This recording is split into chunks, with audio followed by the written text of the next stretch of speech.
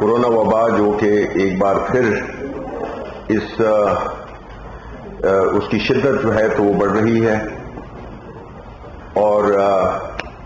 तकरीबन 3000 से ज़्यादा केसेस नोट किए जा रहे हैं। अब ऐसी सूरत हाल में हमने ये देखा कि जिस तरह के हमारी हुकूमत ने पहले जब ये पिछले साल ये वबा आई थी तो उसमें हमारी जो भी स्ट्रेटजीज थी, जो भी हमारी तरकीब थी, वो इंतहाई कामयाब रही और उसको दुनिया भर में पजीराई भी मिली। और प्राइम मिनिस्टर साहब की जो बुनियादी ख्वाहिश थी कि रोजगार को और जानों दोनों को बचाना है, वो उसने बहुत ज़्यादा हमारी मुल्क की मईशत पे, रोजगार पे एक बड़ा ही मुस्बत असर छोड़ा। अब जबकि 1 साल से ज़्यादा होने को है और इस वबा की वजह से हमारी मईशत अल्हम्दुलिल्लाह दोबारा चल पड़ी है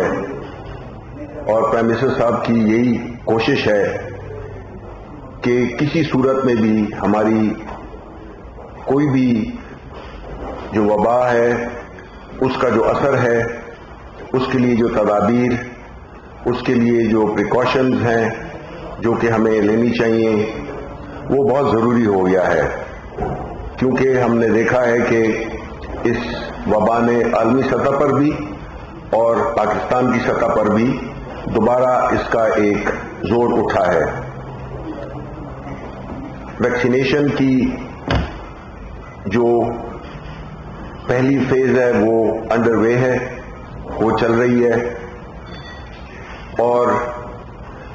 हुकूमत की पूरी कोशिश है कि वो जो उन्होंने जो तरतीब बनाई थी कि किन को पहले तरजीह दी जाएगी, किन लोगों को, और उसी तरजीहात के मुताबिक जो हमारे फ्रंट लाइन मेडिकल स्टाफ है उनको और जो 65 साल और उससे ऊपर के जो हमारे सीनियर शहरी हैं उनको लग रही है। इसमें हमने ये भी देखा है कि पंजाब में बिलखुसूस जिस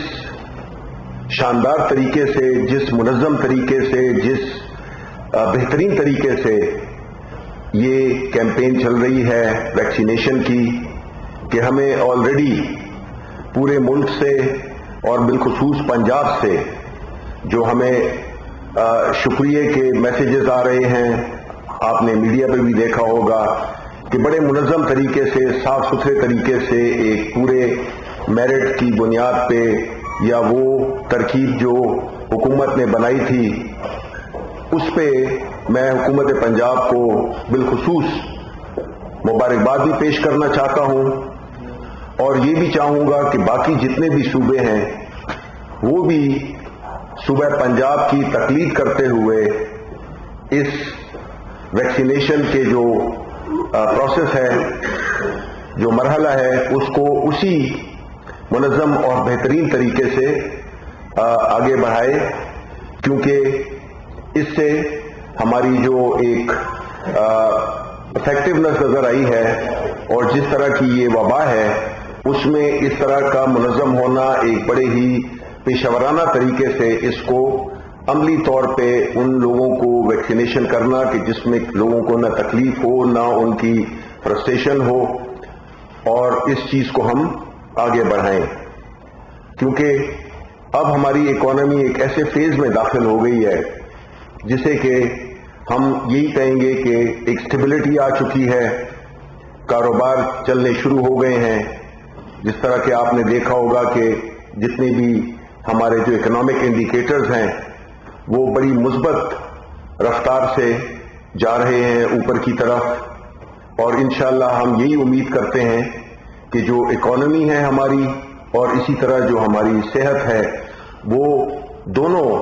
एक बड़े ही मुनज़्ज़म तरीके से इस वबा को और कारोबार को किस तरह से हमने रिकंसाइल करना है, میری آخری بات اس سلسلے میں یہی ہوگی کہ عوام کو چاہیے، میں یہ معلوم ہے کہ یہ ایک بڑا کٹھن سا ایک وہ ہوتا ہے طریقہ کہ آپ ہر وقت ماسک لگائیں، لیکن جان سے پیاری کوئی چیز نہیں ہے، اور اس میں جو بھی ایس او پیز دیے گئے ہیں حکومت کی طرف سے، میڈیکل جو پروفیشن سے تعلق رکھنے والے لوگ ہیں ان کی طرف سے، تو اس میں یہ ڈسپلن ہمیں اپنانا ہوگا، کیونکہ یہ جو ہے جو اس کی جو کرنٹ اپ سرج ہے، جو یہ اوپر کی طرف یہ جو اس کی دوبارہ شدت یا لہر آئی ہے، اس کو جو ہے تو ہم مینج بھی کر سکیں، اس کو ہم کنٹرول بھی کر سکیں۔ ایسی صورتحال میں جبکہ اکانومی بھی ٹھیک چل رہی ہے، تو ہم یہ دیکھتے ہیں کہ ایک سیاسی جو لاوارث ہیں انہوں نے ایک کیمپین شروع کیا ہے، کیونکہ جتنی بھی ان کی ترکیب، جو بھی ان کی اپوزیشن کی جو بھی ایک مختلف انہوں نے جو دھمکیاں دیں کہ وہ لانگ مارچ کریں گے، استعفے دیں گے، جلسے کریں گے، پہلا فیز تو ان کا بری طرح سے ناکام ہوا۔ پھر ان کو پرائم منسٹر صاحب کے ووٹ آف کانفیڈنس سے بھی کافی ان کو مایوسی ہوئی، جو کہ اس کے بعد جو سینٹ کے الیکشنز تھے اس پہ بھی ان کو ہزیمت اٹھانی پڑی، اور انہوں نے ثابت کیا ہے کہ وہ جب فیصلے ان کی مرضی کے مطابق ہوں تو وہ ٹھیک ہوتے ہیں، جب ان کے خلاف ہوں تو اس پہ پھر وہ ایک غیر ضروری ایک ماحول کریٹ کرتے ہیں، جس سے کہ ملک میں بے چینی ہو، اور یہ جو اکانومی کا جو ہمارا جو معیشت کا جو ہمارا جو پہیہ ہے وہ چونکہ اب چل پڑا ہے، تو وہ حکومت جو اپوزیشن ہے وہ اس میں اپنے لیے اپنی سیاسی موت دیکھ رہی ہے۔ تو اس سلسلے میں میرا خیال ہے باقی باتیں منسٹر صاحب کریں گے، فواد چودھری صاحب، تو اوور ٹو یو جی۔ تھینک یو منسٹر صاحب۔ بسم اللہ الرحمن الرحیم۔ سب سے پہلے تو میں آنا چاہوں گا یہ جو جاوید لطیف نے جو بیان دیا، جس کے اوپر آج پاکستان تحریک انصاف کا جو ہمارا سینٹرل پنجاب کا چیپٹر ہے اس نے آج اس پہ احتجاج کا اعلان کیا ہے، باقی جو پارٹیز ہیں انہوں نے بھی احتجاج کا اعلان کیا ہے، جو انہوں نے اپنے ٹی وی انٹرویو میں کہا کہ اگر ہمیں کچھ ہوا تو پھر پاکستان نہ کھپے، پاکستان کھپے کا نعرہ ہم نہیں لگائیں گے۔ پہلی بات تو یہ ہے کہ ٹھیک ہے پیپلز پارٹی اور مسلم لیگ نون کے خلافات ہوئے ہیں سینٹ کے انتخابات میں، لیکن اس کو پیپلز پارٹی کے یہ جو نعرہ تھا پاکستان کھپے، جو بی بی شہید کی شہادت کے بعد زرداری صاحب نے لگایا تھا، یہ نعرہ تو میں سمجھتا ہوں ایک قومی نعرہ ہے، اور پاکستان زندہ باد کا جو نعرہ ہے یہ تو ہر پاکستانی کے دل کا نعرہ ہے، اور یہ کہنا کہ ہم یہ نعرہ نہیں لگائیں گے، اس کے اوپر ہر پاکستانی کا دل جو ہے وہ دکھا ہے۔ لیکن یہ کوئی حیرت کی بات نہیں، اس کی وجہ یہ ہے کہ یہ نواز شریف اور الطاف حسین دونوں 85 کی سیاست کا تحفہ ہے، اور اس میں جو تحفے ہمارے سامنے آئے ہیں ان کی جو قیمت ہے وہ صرف ایک الیکشن ہی ہے۔ ایک الیکشن آپ ہار جائیں تو ریاستی اداروں کے خلاف بھی آپ نبرد آزما ہو جائیں، آپ اپنی مخالف سیاسی جماعتوں کے خلاف بھی شروع ہو جائیں، اور پھر آپ ریاست کے خلاف بھی شروع کر دیں۔ یہ الطاف حسین اور نواز شریف کی ٹریننگ چونکہ ایک ہی کوکھ سے ہوئی تھی، اور ان کی جو یہ سیاسی لوگ تو نہیں ہیں، نہ ہی ان کا کوئی سیاسی ویژن ہے۔ میں صرف جاوید لطیف صاحب کو بتانا چاہتا ہوں کہ آپ اور آپ کی جو سیاسی قیادت آج اگر پاکستان نہ ہوتا اور آپ جاتی عمرہ میں ہوتے تو نواز شریف صاحب کو تو جتنا کھانے پینے کا شوق ہے وہ تو کئی گائے کے گوشت کھانے کے چکر میں ان کو جو ہے وہ وہاں پہ پتھر مار مار کے انہوں نے فارغ کر دینا تھا۔ تو اس نعمت کے اوپر اللہ کا شکر ادا کریں۔ الیکشنوں میں ہار جیت ہوتی رہتی ہے، نتائج آپ کی مرضی کے نہیں آئے تو یہ نہیں ہے کہ آپ منہ اٹھا کے ریاست کے خلاف ہی اپنا ایک بیانیہ جو ہے وہ شروع کر دیں۔ ہم غداری کے سرٹیفکیٹ دینے کے لیے نہیں بیٹھے ہیں یہاں پہ، لیکن پاکستان کے لوگ خود فیصلہ کر سکتے ہیں کہ ان لوگوں کی قیمت کیا۔ ایک الیکشن میں مرضی کا نتیجہ نہ آئے گا ہم بدل جائیں گے، ایک الیکشن میں مرضی کا نتیجہ آئے گا ہم سارے اس طرف چلے جائیں گے۔ نہ ان کی کوئی ایک کہیے کہ کوئی پولیٹیکل ویژن ہے، نہ ان کی سیاست کا کوئی مقصد ہے، نہ ہی ان کا کوئی اصول ہے جس کے اوپر یہ کھڑے ہوں۔ ہر لمحہ اپنا اصول جو ہے وہ تبدیل کرتے ہیں، اور جاوید لطیف کی جو یہ سوچ ہے اصل میں وہ اس کی اپنی کوئی سوچ نہیں ہے. وہ تو بیچارہ ایک شطرنج کا مورا ہے. جو ٹیپ ریکارڈر اس کو کسی نے پڑھایا اس نے آگے ٹی وی پہ پڑھ دیا. اصل سوچ جو ہے یہ ان کی ہے جو الطاف حسین بننا چاہتے ہیں. لیکن میں ان 86 نابالغوں کو کہنا چاہوں گا کہ الطاف حسین بننے ضرور لیکن اس کا انجام بھی پھر اپنے سامنے رکھیں. وہ بھی لندن سے واپس نہیں آ رہا, آپ بھی لندن سے واپس نہیں آ پا رہے, اور جو یہاں پہ ہیں ان کو شاید ہم لندن نہیں جانے دیں گے. کوششیں تو بہت ہیں, دل بھی بہت ہے کہ کسی طریقے سے ساری کیمپین یہ ہے پہلے تھی کہ پاپا بچاؤ آپ مجھے لندن جانے دو. یہ ساری مہم جو ہے اس طرح سے نہیں ملک چلا کرتے. میں سمجھتا ہوں نیب نے جو کیا ہے مریم نواز شریف کی جو بیل کی کینسلیشن, یہ بڑا مستحسن اقدام ہے. اور یہ جو قدم تھا, دیکھیں پاکستان کے جو لوگ ہیں اور بشمول حکومت, ہمارا جس طرح پرائم منسٹر صاحب نے اس دن پارلیمنٹ کے اندر کہا جوڈیشری اور نیب کے اوپر ہمارا کنٹرول نہیں ہے, وہ ہماری ایڈمنسٹریٹو کنٹرول میں نہیں آتے. لیکن ہماری خواہش یہ ہے کہ نیب جو کیس شروع کرے اور پاکستان کے لوگوں کی خواہش یہ ہے اس کو منطقی انجام تک پہنچایا جائے, کیونکہ کیسز ہوتے ہیں اس کے بعد پتہ نہیں چلتا وہ کیس کدھر گیا ہے. اس سے عام آدمی کا بھی جو ہمارے اوپر بھی اس کا اثر آتا ہے, اور لوگ سمجھتے ہیں کہ جو اکاؤنٹیبلٹی کا یا احتساب کا جو بیانیہ, وہ بیانیہ شکست کھا رہا ہے کیونکہ مقدمات منطقی انجام تک نہیں پہنچے. حالانکہ نواز شریف اور مریم تو دونوں جو ہیں وہ کنوکٹڈ ہیں, دونوں سزا یافتہ ہیں عدالتوں سے, لیکن ان کے بیہیویئر سے یوں ہی لگتا ہے کہ جیسے وہ پتہ نہیں کوئی انقلابی سوچ لے کے آئے ہیں. حالانکہ انقلابی سوچ ان کی یہی ہے کہ ہمارے پیسے ہمارے پاس رہنے دو, اس سے زیادہ تو کچھ نہیں ہے. دیکھیں جیلوں میں ڈالنے کا بھی ہمیں شوق نہیں ہے. نواز شریف کو, شہباز شریف یا مریم بی بی کو ہمارا کوئی ذاتی جھگڑا نہیں ہے. ہماری ان سے یہی مطالبہ ہے کہ یا تو آپ پاکستان کے پیسے واپس کریں گے یا آپ جیل کاٹیں گے, تیسرا تو کوئی پرابلم نہیں ہے. اور اس لیے میں یہ سمجھتا ہوں کہ یہ جو جاوید لطیف سے جو کہلوایا گیا وہ بڑا نامناسب تھا. پاکستان کے لوگوں کو اس کے اوپر بڑا غصہ ہے, ہمیں خود اس کے اوپر بڑا غصہ ہے, اور پاکستان کے عوام یہ چیز دیکھ رہے ہیں, اور اس چیز کو آپ کو سمجھنا چاہیے کہ یہ چیز قابل قبول جو ہے وہ نہیں ہوگی. اس کے علاوہ ہمارے دو بیانیے ہیں جس کے اوپر پوری کی پوری طریقے انصاف کی جو سیاست ہے وہ دو چیزوں کے اوپر جو ہے وہ کھڑی ہوئی ہے. ایک تو اکاؤنٹیبلٹی کے اوپر, اور جس طرح سے میں نے عرض کیا کہ ہم سمجھتے ہیں کہ نیب جو مقدمات شروع کرے اس کو منطقی انجام تک ضرور پہنچائے, اور دوسرا شفاف الیکشنز کی طرف. یہ جو سینٹ کے الیکشنز ہیں اس پر جو بحث ہے تقریباً سپتمبر میں شروع ہوئی. سپتمبر کے آخر میں کیبنٹ نے اپروول دی الیکٹورل ریفارمز کی اور کانسٹیٹیوشنل امینڈمنٹ کی کہ سینٹ میں اوپن ووٹنگ لائی جائے. 28-29 اکتوبر کو یہ جو اسمبلی سیشن میں یہ پیش ہوئی, اور اس کے بعد ہم مسلسل یہ کوشش کرتے رہے کہ جو چارٹر آف ڈیموکریسی کا کلاس 24 ہے اور پھر خود پی ایم ایل این 2015 میں جو قانون لے کے آئی تھی, ان دونوں کے تحت ہم اوپن الیکشنز کی طرف جائیں. لیکن بدقسمتی سے چونکہ ان کی سیاست کسی اصول پہ نہیں کھڑی, انہوں نے پھر اصول بدل لیا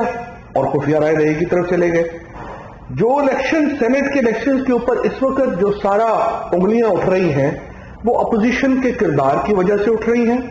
اور الیکشن کمیشن کے کوئی کردار ادا نہ کرنے کی وجہ سے اٹھ رہی ہیں. یہ دونوں کا جو کمبینیشن ہے, یعنی اپوزیشن نے جو اپنے اصول کے اوپر جو بات وہ خود کر رہے تھے اس کے اوپر وہ مڑ گئے, اور ہمیں اس سچویشن میں جو ہے وہ آ گئے. اور پھر الیکشن کمیشن کا جو نہ کوئی کردار ادا نہ کرنے کا جو فیصلہ تھا اس نے بھی بہت نقصان پہنچایا. آج جو سارا الیکشن جس کو پرائم منسٹر صاحب نے کہا کہ ایسے لگا کہ جیسے کوئی بکرا منڈی جو ہے وہ لگی ہوئی ہے, وہ اس وجہ سے ہوا ہے کہ جو سپریم کورٹ کے احکامات تھے, ہم سپریم کورٹ میں گئے, ہم نے کہا آرٹیکل 226 کو امینڈ کیے بغیر سیاسی جماعتوں کو یہ حق دے دیں کہ وہ ووٹ دیکھ سکیں. سپریم کورٹ نے کہا نہیں, 226 میں امینڈمنٹ کے لیے آپ کو آئین میں ترمیم چاہیے اور وہ آپ پارلیمنٹ سے کروائیں. البتہ آرٹیکل 218(3) کے تحت الیکشن کمیشن کو یہ اختیار ہے کہ وہ ٹیکنالوجی یوز کرے اور اس پریکٹس کا خاتمہ کرے. ہم الیکشن کمیشن کے پاس گئے اور الیکشن کمیشن نے ہماری بات بڑے توجہ سے سنی اور اس کے لیے میں چیف الیکشن کمشنر کا اور ممبران کا بڑا شکر گزار بھی ہوں. اور لیکن اس کے اوپر سم ہاؤ پتہ نہیں کیا وجوہات تھی، اس کی وجہ سے انہوں نے اس کے اوپر کوئی عمل نہیں کیا. اور آج ہم دیکھتے ہیں کہ جو سیاسی جماعتیں الیکشن ہاری ہیں وہ اس کے اوپر شور مچا رہی ہیں. آج اگر الیکشن اوپن ہوتا، سب کے سامنے ہوتا، تو ہمیں ان مشکلات کا جو ہے وہ سامنا ہی نہ کرنا پڑتا. اس لیے میں یہ سمجھتا ہوں کہ الیکشن کمیشن کو جو کردار ادا کرنا چاہیے تھا وہ انہوں نے نہیں کیا، اور اس کے بعد جو ان کا جو کردار تھا اپوزیشن کا، اس کی وجہ سے الیکشن جو ہے وہ شفاف نہیں ہو سکے. اب تیسرے نقطے کی طرف میں آنا چاہتا ہوں. پہلے چارٹر آف ڈیموکریسی کی کلاس 24 کی تحت یہ تھا کہ آپ الیکشن اوپن کرائیں گے. اس کے اوپر پی ایم ایل این اور پیپلز پارٹی اپنے وعدے سے مکرے. اب کلاس 21 چارٹر آف ڈیموکریسی کی کہتی ہے کہ ہم مینڈیٹ کا احترام کریں گے، جو حکومت بھی آئے گی اس کو 5 سال حکومت کرنے کا حق دیا جائے گا. انفارچونیٹلی لانگ مارچ کے کر کے وہ اس چارٹر آف ڈیموکریسی کی اس کلاز کی بھی خلاف ورزی کر رہے ہیں. اور یہ جو چارٹر آف ڈیموکریسی ہے، آپ دیکھیے مسئلہ کیا آتا ہے. یہ جو پارٹیز ہیں یہ آئین میں بھی مرضی کی شکوں کے اوپر امپلیمنٹیشن چاہتی ہیں، یعنی وہ شکیں جس سے عوام کی فلاح و بہبود کا تعلق ہے اس کے اوپر امپلیمنٹیشن نہیں ہوتی. مثلا سندھ میں 1600 ارب روپیہ گیا ہے 2 سالوں میں. آئین کہتا ہے کہ وہ اکویٹیبلی خرچ ہوگا تمام اضلاع میں. پروونشل فائنانس کمیشن ایوارڈ نہیں ہو رہا. آرٹیکل 140A لازمی کہتا ہے کہ آپ یہ کریں گے، لیکن چیف منسٹر صاحب کہتے ہیں میں ماتحت ہی نہیں ہوں فیڈرل گورنمنٹ کا. پیسے بھی آپ لے رہے ہیں، آپ کہہ رہے ہیں میں ماتحت بھی نہیں ہوں اور نہ ہی میں جواب دے ہوں. لیکن جو چارٹر آف ڈیموکریسی کے ساتھ بھی یہی ہو رہا ہے. وہاں پر بھی جو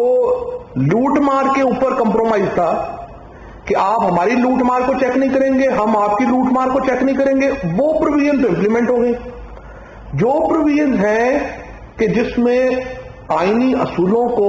ایمفیسس کیا گیا ہے، اس کے اوپر زور دیا گیا ہے، وہ امپلیمنٹ نہیں ہو رہی. اب یہ جو لانگ مارچ ہے یہ چارٹر آف ڈیموکریسی کی آرٹیکل 21 کی صریحاً خلاف ورزی ہے. اور یہ آرٹیکل 21 کی یہ جو چارٹر آف ڈیموکریسی ہے اس کی امپورٹنس کیا ہے؟ اس کی امپورٹنس یہ ہے کہ اس کے اوپر بے نظیر بھٹو کے سائن ہیں، اس کے اوپر نواز شریف صاحب کے اپنے سگنیچرز ہیں. اور بے نظیر بھٹو شہید کی یہ جو پارٹی ابھی بچی کچی پارٹی انٹیریئر سندھ کے لیے انہوں نے پہلے تو بڑی محنت سے زرداری صاحب نے ایک ایسی پارٹی کو جس کو آپ کہتے تھے چاروں صوبوں کی زنجیر بے نظیر، اس کو انٹیریئر سندھ کی پارٹی بنایا. اور اب ان میں یہ جرت ہے کہ یہ بے نظیر بھٹو کے طے کردہ اصولوں کو بھی پامال کر رہے ہیں. اب یہ بھٹو کی اور بے نظیر کی تو پارٹی نہیں رہ گئی، یہ تو انفارچونیٹلی پتہ نہیں کس اور جگہ کے اوپر ٹرانسفر ہو گئی. آج اگر وفاق کی کوئی جماعت ہے،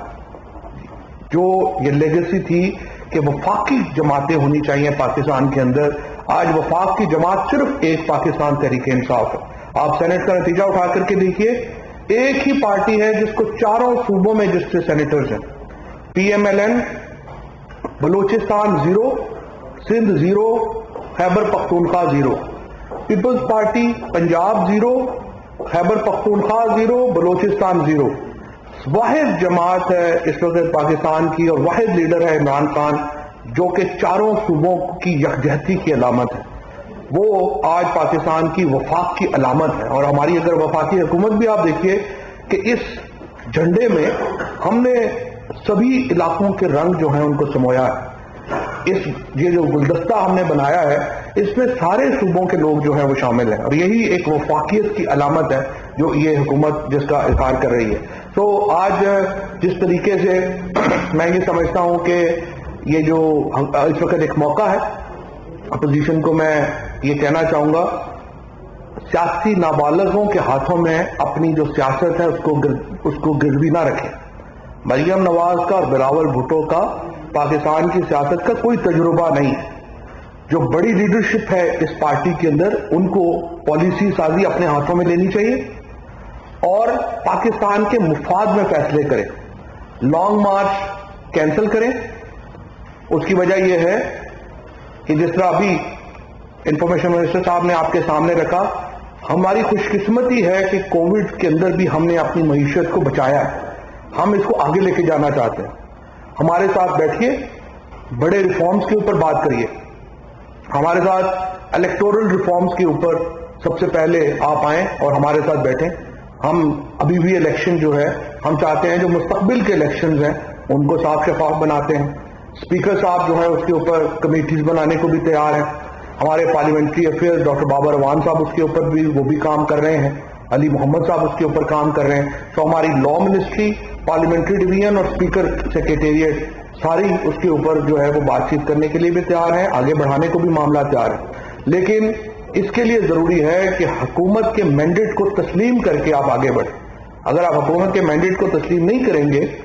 تو پھر اس کے نتیجے میں آپ کی اپنی سیاست ختم ہو رہی ہے. آپ پہلے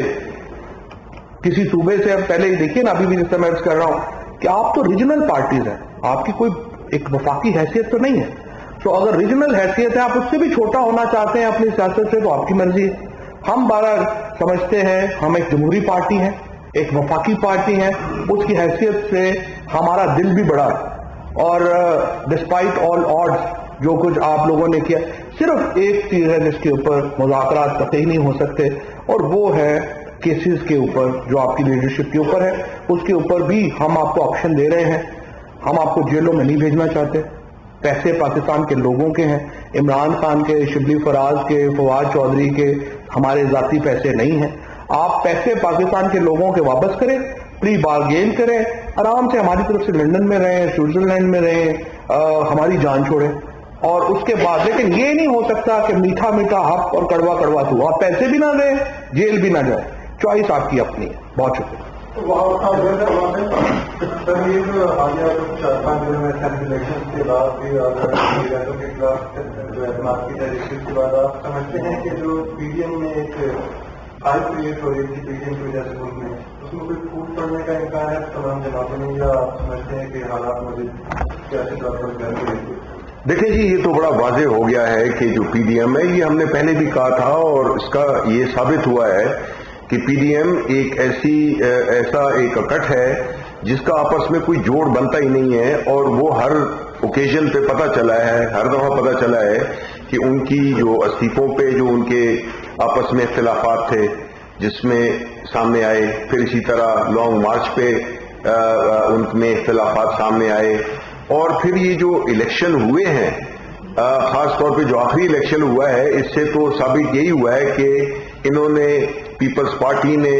پاکستان مسلم لیگ نون نے پیپلز پارٹی کی پیٹھ میں چھڑا گھونپا ہے, اور پیپلز پارٹی نے مولانا فضل الرحمان کے, کیونکہ جو نتائج کے جو چیئرمین اور ڈپٹی چیئرمین کے جو نتائج ہیں اس سے یہی ظاہر ہوتا ہے کہ انہوں نے مولانا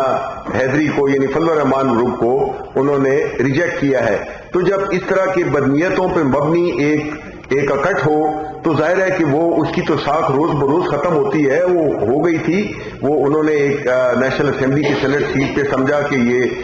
دوبارہ ان کی اس میں کوئی جان آ گئی ہے, لیکن وہ ایک آئسولیٹڈ سا واقعہ تھا. اور جو سینٹ کے الیکشنز ہوئے اس سے ثابت ہو گیا ہے کہ یہ آپس میں اب ٹوٹ پھوٹ کا شکار ہوں گے. اور ابھی جو پھر استعفوں کی بات کر رہے ہیں مولانا فضل الرحمان, تو پیپلز پارٹی اس کا ڈفرنٹ اوپینین ہے, اور جو پی ایم ایل این ہے اس نے تو ایک ایسا بیانیہ شروع کیا ہے جس کے کہ اس کی اپنی پارٹی میں بھی اپنی جو ان کا جو الائنس ہے اس میں بھی اس کو کوئی پذیرائی نہیں مل رہی. تو یہ ایک جو اس کی جو آخری کیل تھی وہ ٹھوک دی گئی ہے. سی ایم پنجاب وزارت کی بڑی نیگیٹیوٹی ایشو ہوتی ہے, لیکن یہ جو آپ نے کووڈ کا بتایا, میری فیملی لاہور میں رہتی ہے, اور واقعی وہ جو ایکسپو سینٹر جوہر ٹاؤن میں اس کو سروسز پرووائڈ کرے ویکسینیشن کی, that is of international standard, ہر بندہ اس کی تعریف کرتا ہے. مجھے یہ بتائیے کہ اس کی کیونکہ نیگیٹیوٹی ہے ویکسین لگانے کی, تو آپ ایک کمپین بھی شروع کرتے جس میں سیلیبریٹیز کو جو ہے وہ یہ ویکسین لگائی جائے, تاکہ وہ آگے ٹی وی پہ لوگوں کو بتائیں کہ اس کے اوپر لگانے سے ویکسین سے کوئی ریئیکشن نہیں ہوتے. دوسری چیز یہ ہے کہ دیکھیے انڈیا میں جو فارماسیوٹیکل کمپنیز ہے وہ ویکسینیشن بنانا شروع کر رہی ہے, جبکہ پاکستان میں بھی انٹرنیشنل اسٹینڈرڈس کی بڑی اچھی فارماسیوٹیکل انڈسٹریز ہیں, تو وہاں پہ بھی یہ ویکسین شروع کی جائے. اور فواد طور پہ میرا یہ سوال ہے کہ پی ٹی آئی آئی تھی احتساب کے نام اور عمران خان صاحب کہتے ہیں کہ اینا تو نہیں دیں گے، لیکن ہم نے 2.5 سال سے یہ دیکھا کہ ملزمان جو ہے وہ جیلوں کے چکر لگا کے وہ واپس آ گئے اور بڑا دبنگے باز جو ہے وہ تقریریں کر رہے ہوتے کورٹ کے باہر بھی کھڑے تھے. کیا آپ کو سمجھتے ہیں کہ نیب کی جو پروسیکیوشن ہے اس کو تھوڑا سا اس لیول پہ لائے ہیں جس لیول پہ ملزمان کے وکلا ہوتے ہیں جو کہ بڑے ہیوی ویٹ ہوتے ہیں؟ پہلے جی میں ویکسینیشن کا کوئکلی بتا دوں کہ دیکھیں جی جس طرح کی یہ کووڈ ہوا تھا اور جس طرح سے پاکستان نے اور ہماری حکومت نے اور بالخصوص پرائم منسٹر صاحب نے جس ایک کلیئرٹی کے ساتھ جس میں کہ انہوں نے ایک بیلنسنگ کی کہ روزگار کو بھی بچانا ہے اور جانوں کو بھی بچانا ہے، جو کامیابی وہ ملی اس کی انٹرنیشنل ہمیں عالمی سطح پر اس کی تعریفیں ہوئیں. اور جو پنجاب میں جو ویکسینیشن کا جو شروع ہوا ہے، اور آپ بالکل درست کہہ رہے ہیں کہ اس انٹرنیشنل سٹینڈرڈ کی ایک بڑی ہی افیکٹو، دیکھیں لیڈرشپ کا پتہ کہاں پہ چلتا ہے جب اس قسم کے کرائسس آئیں، مطلب ہے کووڈ جس میں کہ دنیا کی بڑی بڑی معیشتیں بڑی بڑی لیڈرشپس فیل ہو گئیں، لیکن ہماری چونکہ اس میں ایک جذبہ جو کہ ایمان کا ہے، نیکنیتی کا ہے اور کلیئرٹی ہے جو لیڈرشپ کی ہے پرائم منسٹر صاحب کی، اس کی وجہ سے ہمیں بڑے مثبت نتائج ملے ہیں. اور یہ آپ درست کہہ رہے ہیں کہ اس کو ہم چاہتے ہیں کہ یہ اسی ماڈل کو جو کہ پنجاب حکومت نے جس پہ عمل پیرا ہے اس کو باقی پورے ملکوں میں بھی اتنی ہی پیشہ ورانہ طریقے سے ہم کریں. تو میں جس طرح کہہ رہا ہوں کہ پنجاب حکومت کو بہت مبارکباد کی مستحق ہے اور انہوں نے یہ بڑا افیکٹولی یہ کام کر رہے ہیں. یہ دو باتیں آپ کی، ایک تو یہ کہ ویکسین پاکستان میں کیوں نہیں بن رہی. دیکھیں یہ جو سیرم انسٹیٹیوٹ ہے ہندوستان کا، یہ تقریباً 35 سال پرانا، اور obviously I have all admiration for Indian scientists، اور وہاں پہ جو لوگ اس ریسرچ میں انوالو ہیں بہت وہ بریلینٹ مائنڈز ہیں، and I have all the respect for those people. لیکن ہوتا یہ ہے کہ یہ ایک بڑا لمبا، جس طرح سے میں نے آپ کو بتایا، طویل پروسیس ہے ویکسینیشن کا. ابھی بھی جو ہماری یہ جو ویکسینز ہے اس کے اوپر مسلسل ریسرچ ہو رہی ہے اور یہ امپروو ہو رہے ہیں. انفارچونیٹلی پاکستان کے اندر تو ہم نے 1971 کے بعد ہماری جو سول ریسرچ ہے وہ تو بالکل ہی ہم نے اس کی طرف توجہ نہیں دی. اور میں آپ کو یہ بھی بتاؤں کہ پچھلے جو 2008 میں جا کے جب مشرف صاحب کی حکومت گئی تھی تو ہم 0.64% اپنا سائنس اور ٹیکنالوجی کے اوپر خرچ کر رہے تھے جی ڈی پی کا. جب 10 سال نواز شریف اور زرداری صاحب کے رہے ہیں، اس میں یہ خرچہ، Pakistan was probably the only country in the world جس نے سائنس اور ٹیکنالوجی کے اوپر اپنا بجٹ آدھا کر دیا، اور ہم 0.24% کے اوپر آ گئے. اب آ کر کے پچھلے 2 سالوں میں عمران خان صاحب نے یہ مہربانی کی ہے، اور اس حکومت کا یہ ایک بڑا میں سمجھتا ہوں لینڈ مارک ہے کہ ہم نے اپنی جو سائنس اینڈ ٹیکنالوجی کا بجٹ ہے اس میں تقریباً 10 گنا اضافہ کیا ہے. اور یہ جو پروسیسز ہیں یہ لمبے پروسیس ہیں جس میں ایک ٹائم ریکوائرڈ ہے، لیکن انشاءاللہ ہم اس میں پہنچ جائیں گے. اور اگر ہندوستان میں اگر مودی صاحب جیسی ایکسٹریمسٹ گورنمنٹ نہ ہوتی اور ایک انتہا پسند حکومت نہ ہوتی جس نے ہندوستان کا بھی بیڑا غرق کیا ہے اور پورے ریجن کا بھی بیڑا غرق کیا ہے، تو ہم تو سارک کے پلیٹ فارم کے اوپر ایک کولیبریشن کر سکتے تھے یہ ساری ویکسین کے لیے، جس کا جنوبی ایشیا کے خطے کے لوگوں کو بڑا فائدہ ہوتا. بٹ بڑی انفارچونیٹ ہے کہ مودی صاحب نے نہ صرف یہ کہ اپنی ہندوستان کی لیڈرشپ کا بیڑا غرق کیا ایک انتہا پسند ہندوتا کی ڈاکٹرائن کے اوپر، بلکہ ساؤتھ ایشیا کا بیڑا غرق کیا. اکوپمنٹ بھی جو بنایا آپ نے ایکسپورٹ اکوپمنٹ، ہمارا اپنا اکوپمنٹ تو ہم نے 4 مہینوں میں جو ہم ایک نیٹ امپورٹر سے ہم ایک نیٹ ایکسپورٹر ہیں. پاکستان ایک major exporter of covid material. دوسری بات جو آپ نیب کی دیکھیں، یہ بات بالکل صحیح ہے، نیب کے پاس وسائل کی بھی کمی ہے اور ان کا جو ڈپارٹمنٹس ہیں وہ بھی اتنے زیادہ بڑے نہیں ہیں کہ وہ اتنے کیسز کو ڈیل کر سکیں. اسی لیے پرائم منسٹر صاحب نے پہلے دن سے اس بات کے اوپر زور دیا ہے نیب کے اوپر کہ آپ اپنا دائرہ وسیع نہ کریں، آپ اپنا دائرہ محدود رکھیں اور صرف بڑے کیسز کے اوپر توجہ دیں تاکہ جس میں پبلک انٹرسٹ ہے. اور اگر آپ اپنے وسائل کو تھن آؤٹ کر دیں گے، اتنا ہم زیادہ بڑھا دیں گے، پھر کہیں پر بھی آپ کو کامیابی نہیں ہوگی. لہٰذا اسی اصول کے اوپر عمل کرنا چاہیے. اور کیا سوچ دیا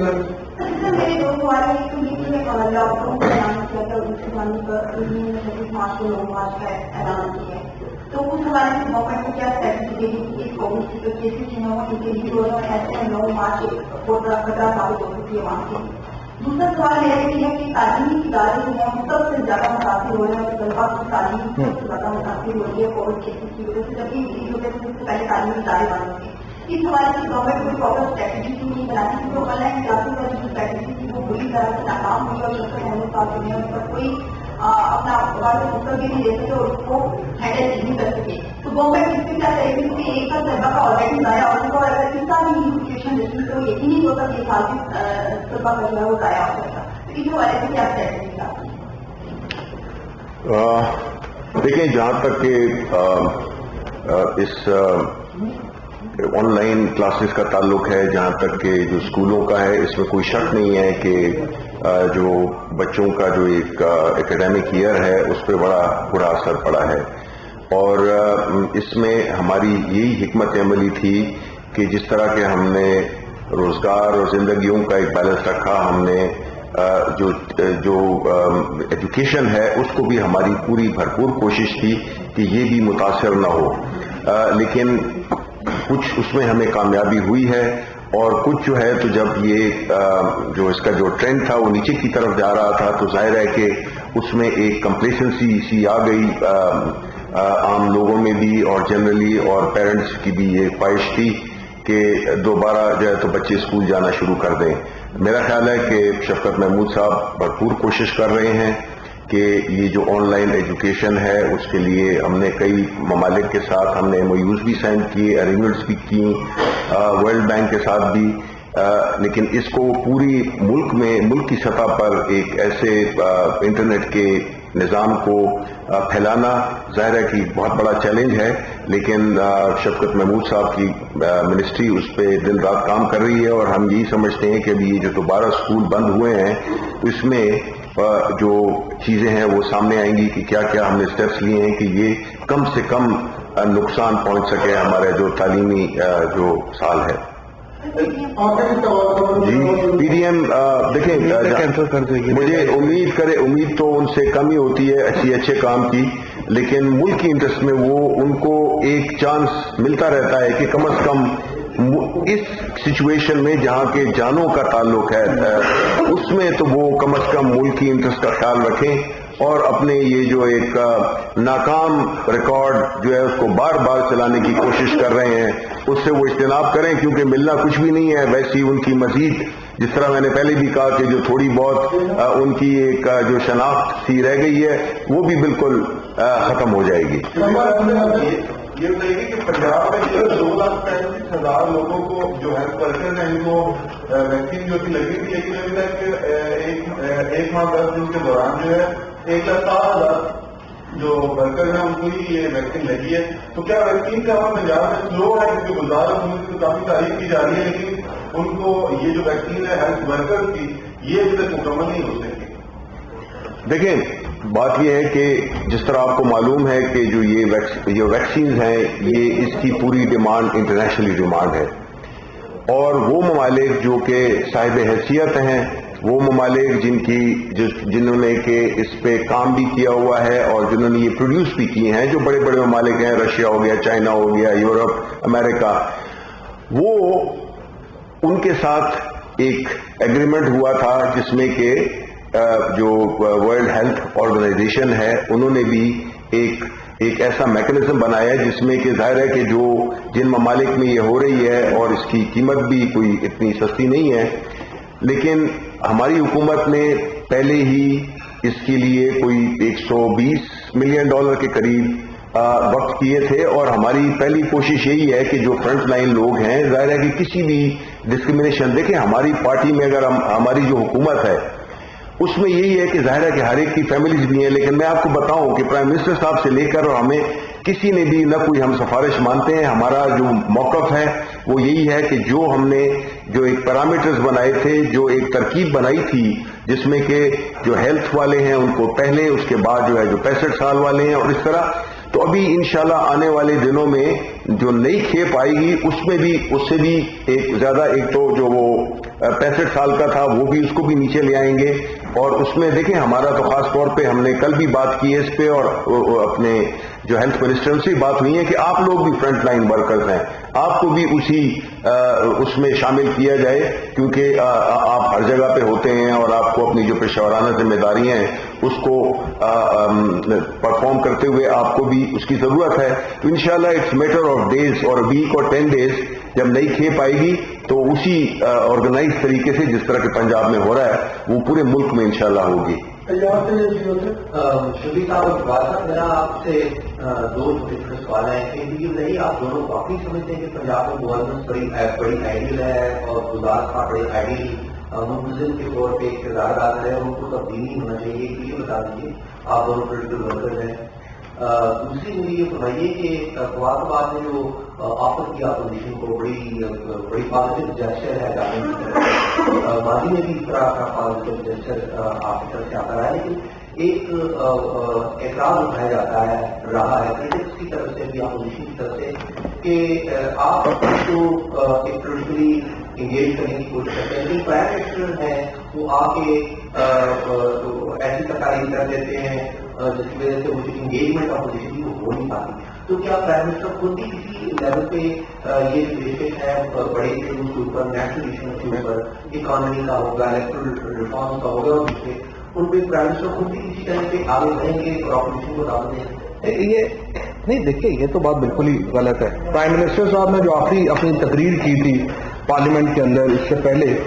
اس میں پی ایم صاحب نے یہ کہا تھا کہ آئیے آپ ہمارے ساتھ بڑے ریفارمز کے اوپر بیٹھیں اور بات کریں. یہ پرائم منسٹر صاحب کی طرف سے آفر ہے. یہ تو جو چونکہ جب وہ بات کرتے ہیں اکاؤنٹیبلٹی کی, اس کے اوپر اپوزیشن کو جب بھی وہ چور ڈاکو کہتے ہیں کہ میں چوروں ڈاکوں کو نہیں چھوڑوں گا, اپوزیشن کو لگتا ہے ہمیں کہہ رہے ہیں. اب یہ تو ان کی پتہ نہیں کیا سوچ ہے, وہ تو اکاؤنٹیبلٹی کی بات ضرور کرتے ہیں, لیکن اس کے اوپر تو دیکھیں انہوں نے ہمیشہ مثبت جسچر رکھا ہے, حکومت نے مثبت جسچر رکھا ہے, اور اس کے اوپر جو ہے وہ ہم بالکل جو ہے وہ تیار ہیں. اور ایک چیز میں کہنا بھول گیا تھا کہ وہ ہمارے دوست ہیں مصطفیٰ نواز کھوکھر اور ڈاکٹر مصدق ملک صاحب,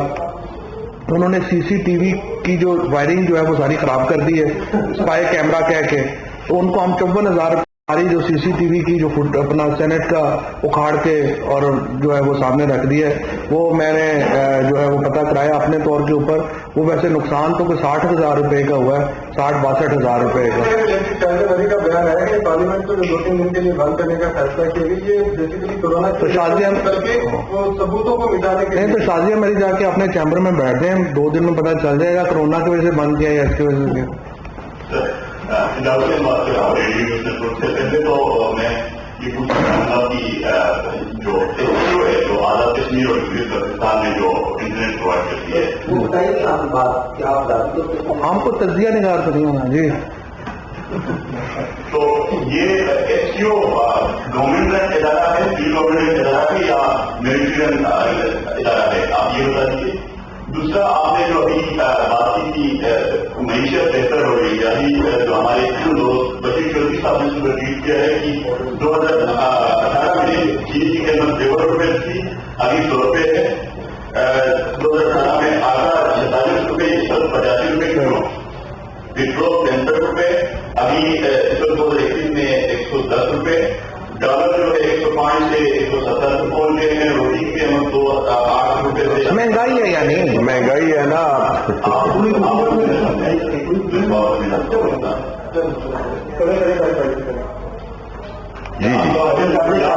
کریں جی کریں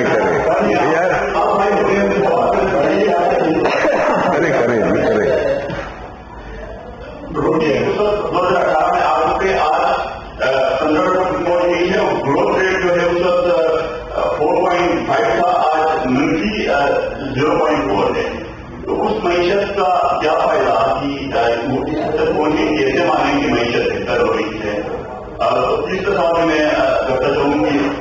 آپ نے کہا کہ وہ اپوزیشن نہیں مانتی ہے, جب رزلٹ اپنے ہاتھ میں آتے ہیں تو اپوزیشن مانگتی ہے. کیا فرق ہے کیا جب پہلے جب